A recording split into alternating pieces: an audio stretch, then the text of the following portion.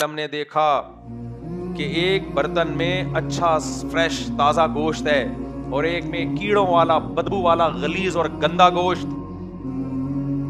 آپ نے دیکھا کہ کچھ لوگ اس اچھے خوشبودار گوشت کو چھوڑ کے کیڑوں والا سڑا ہوا گوشت, جب سڑ جائے کتنا گندا ہوتا ہے, اس سڑا ہوا گوشت کھا رہے ہیں. ان کو یہ سزا ہے کہ قیامت تک تم یہ کھاتے رہو گے سڑا ہوا گوشت. آپ نے جبریل سے پوچھا یہ کون لوگ ہیں؟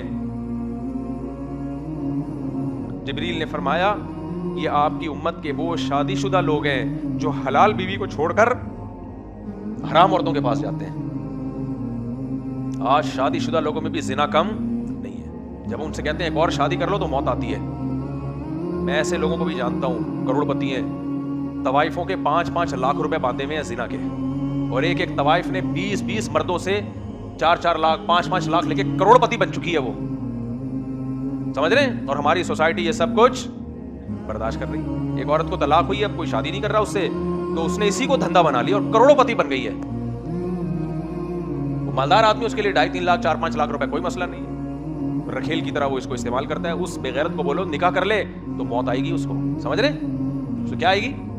کہتے شادی کوئی بچوں کا کھیل تو نہیں ہے. ابے تو 2.5-4-5 لاکھ روپے تو اجرت کے طور پہ دے سکتا ہے, تو کسی غریب لڑکی سے 2-2.5 لاکھ میں غریب 4 لڑکیاں پل سکتی ہیں آرام سے.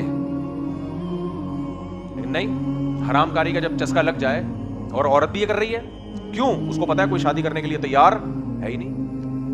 اور جب ہم دوسری شادی کرتے ہیں تو لوگ کہتے ہیں مولوی شادی کرتا رہتا ہے. بھائی مجھے ضرورت نہیں ہے شادیوں کی, سمجھ رہے ہو؟ میں جو شادی یا تو مجھے رشتے چاہیے ہوتے ہیں نا, میں کر رہا ہوتا. سوسائٹی میں حالات جا کے دیکھو, لڑکیاں جب طلاق ہوتی ہیں نا, یا کنواری ہوں بڑی ہو جائیں, نہیں ہو رہی, تو پھر جاب, پھر کیا ہوتا ہے؟ جاب. اور خدا کی قسم لڑکی کو حلال میں اتنا نہیں ملتا, اس کے لیے بڑی محنت چاہیے. حرام میں وہ تھوڑے میں بہت کما لیتی ہے.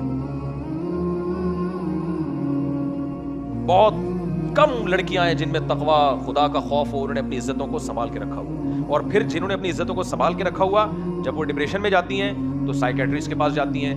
سائیکیٹرسٹ اگر دیندار ہو, نیک ہو, غیرت ہو تو اچھے مشورے دے گا, ورنہ سائیکیٹرسٹ یا سائیکولوجسٹ خود اس کو حرام کاری اور زنا کے مشورے دے رہا ہوتا ہے کہ اپنی فرسٹریشن کو آپ پوری کرو کسی مرد کے ذریعے, اور پھر وہ زنا میں لگتی ہے.